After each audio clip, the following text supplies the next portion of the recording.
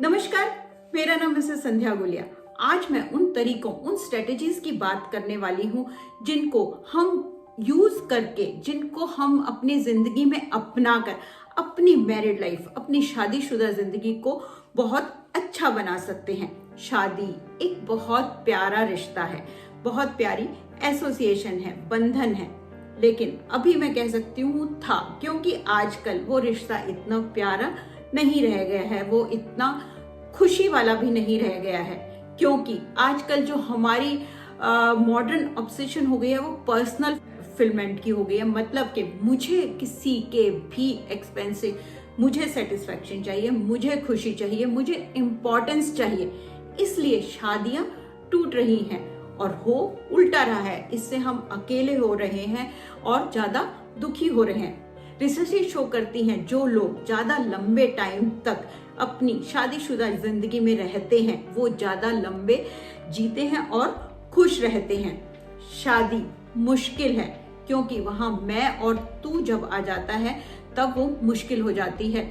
शादी परफेक्ट नहीं होती, लेकिन उसको हम खुशनुमा बना सकते हैं, उसमें हम खुश रह सकते हैं। सबसे पहले जरूरी है रियलिस्टिक एक्सपेक्टेशंस रखना अपने पार्टनर के साथ। रोमांस बहुत जरूरी है एक रिश्ते को मेंटेन करने के लिए, लेकिन टाइम के साथ हमें अपने पार्टनर की, अपने स्पाउस की कमियों को भी मानना पड़ेगा। वो हमारे सामने भी आती हैं।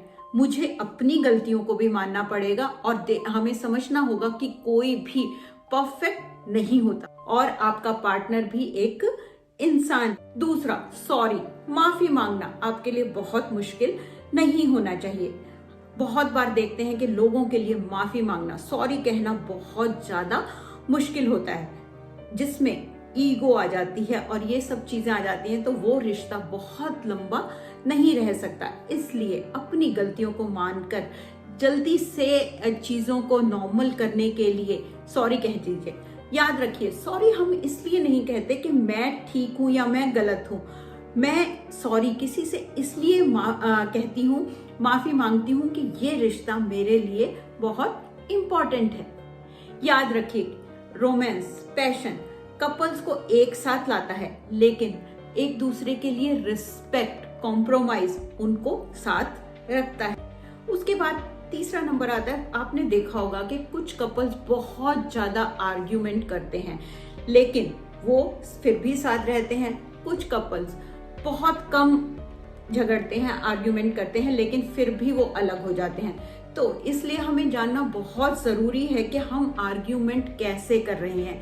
अपनी आर्ग्यूमेंट में हम किन शब्दों का और किन वाक्यों का इस्तेमाल कर रहे हैं। जैसे कि रिसर्च शो करती हैं कि आप आर्ग्यूमेंट जब करते हैं तो एक दूसरे को नीचा मत दिखाइए, एक दूसरे को क्रिटिसाइज मत कीजिए, कंप्लेंट कीजिए। हमेशा अपने को ही प्रूव करने की कोशिश मत कीजिए, मतलब कि डिफेंसिव मत हो जाइए या फिर बिल्कुल चुप ना हो जाइए। अपने चारों तरफ एक दीवार मत बनाइए। याद रखिए, रिश्तों की जो चाबी है, की है, वो कम्युनिकेशन है। कम्युनिकेशन कभी भी रिश्ते में बंद नहीं होना चाहिए। फोर्थ नंबर, आपको पता होना चाहिए कि आपके रिश्ते में आपने अपने पार्टनर के साथ कितनी बात करनी है। ऐसा नहीं कि किसी बात को बार बार डिग करते रहें, उसी को करते रहें और अपने रिश्ते को खराब बना लें। आजकल मॉडर्न जो जमाना है उसमें हम इतने ओपन हो गए हैं कि कोई बात, कुछ भी, कितने लेवल तक हम अपने पार्टनर के साथ शेयर करते हैं। हमें पता होना चाहिए कि कितनी बात हमें अपने पार्टनर के साथ शेयर करनी है और कितनी बात हमें नहीं करनी। उसके बाद बहुत जरूरी है, हमें पता होना चाहिए कि हमें जब आर्ग्यूमेंट रिश्तों में बहुत ज्यादा हो जाए तो उसको शिफ्ट कैसे करना है।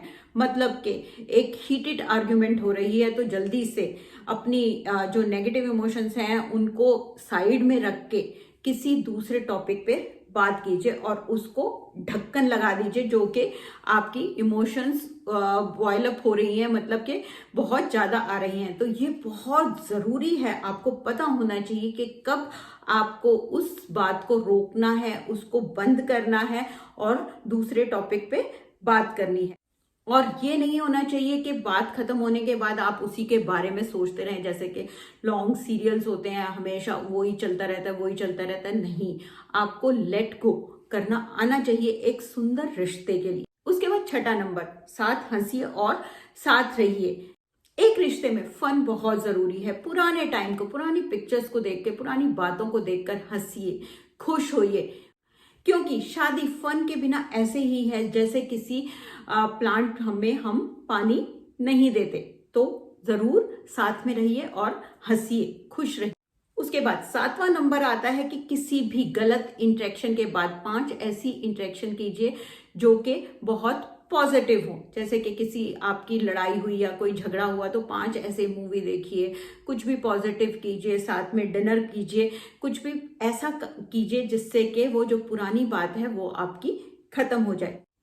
आठवां नंबर, क्या आप एक दूसरे के लव में देख सकते हैं खुशी, नाखुशी, पसंद, नापसंद, एक दूसरे को क्या पसंद है, ये बहुत जरूरी है लव में बनाने के लिए। तो ये एक दूसरे को जानने की कोशिश कीजिए, एक दूसरे को सरप्राइज दीजिए और अपनी शादीशुदा जिंदगी को बहुत खुशनुमा बनाइए।